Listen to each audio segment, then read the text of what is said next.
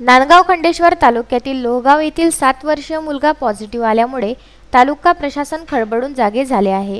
याबाबत दिनांक 21 मे रोजी नांदगाव खंडेश्वर तहसील कार्यालयात आमदार प्रताप अडसड यांनी तात्काळ बैठक बोलावली। या बैठकीला धामणगाव रेल्वे मतदारसंघाचे आमदार प्रताप अडसड, तहसीलदार प्रशांत भोसले, नांदगाव नगर पंचायतच्या मुख्याधिकारी मीनाक्षी यादव, पंचायत समितीचे सहाय्यक गटविकास अधिकारी विठ्ठल जाधव, नांदगाव पोलीस स्टेशनचे ठाणेदार उदय सोयस्कर, तालुका आरोग्य अधिकारी डॉक्टर साहेबराव इंगडे, ग्रामीण रुग्णालयाच्या वैद्यकीय अधीक्षिका डॉक्टर प्रवीणा देशमुख तसेच अभियंता अभिजित लोखंडे उपस्थित होते। बैठकीदरम्यान उपस्थित सर्व प्रशासकीय विभागातील अधिकाऱ्यांना आमदार प्रताप अडसड यांनी मार्गदर्शन करीत निर्देश दिले।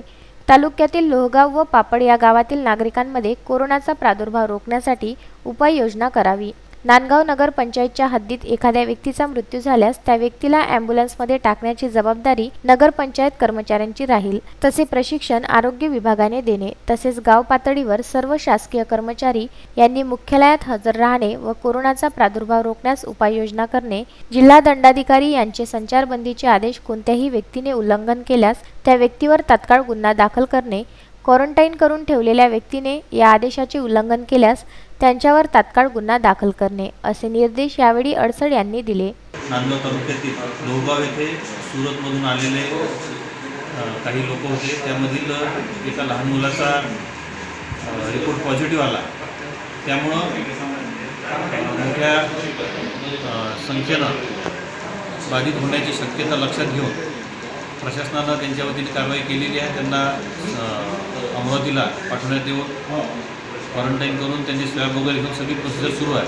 परंतु अशा पद्धतीनं पूर्ण तालुक्यामध्ये सुद्धा कुठे काही होऊ नये या दृष्टीनं आज सर्व विभाग प्रमुखांची तातडीची बैठक लावण्यात आली आणि त्यामध्ये सगळ्या काळजी घेण्याच्या दृष्टीनं सगळे निर्देश सूचना देण्यात आल्या आहेत। मग ते आरोग्य विभाग असो, पोलीस विभाग, नगरपालिका, नगरपंचायत प्रशासन, तहसील ऑफिसचं प्रशासन, ग्रामीण भागातल्या व्हिडिओच्या संदर्भातील काही सूचना असतील ते सगळे अधिकारी इथं हजर होते आणि आपल्या तालुक्यामध्ये या पद्धतीनं भविष्यात कुठलाही रोगाचा प्रादुर्भाव वाढणार नाही याकरिता या सगळ्यांनी काळजी घ्यायचीच आहे। परंतु माझं जनतेला सुद्धा यामध्ये आवाहन आहे की फक्त शासनाच्या भरोश्यावर या गोष्टी करणं शक्य नाही, कारण दैनंदिन कामाकरता प्रत्येकांना यामध्ये सुविधा देण्यात आलेल्या आहे। पण त्याचं पालन करून अत्यावश्यक असेल तरच आपण खरोखर बाहेर यावं, नाहीतर जास्तीत जास्त प्रमाणात आपण घरी राहून या रोगाचा प्रादुर्भाव रोखण्यासाठी प्रयत्न करावा, कारण ग्रामीण भागामध्ये जर त्याचा प्रादुर्भाव वाढला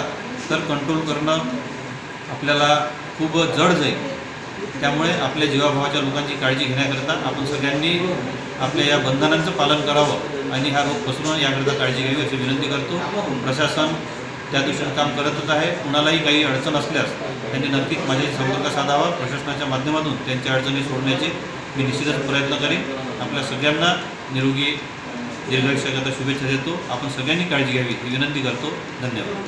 उत्तम ब्राह्मणवाडे व सागर सव्वालाखे, विदर्भ न्यूज, नांदगाव खंडेश्वर।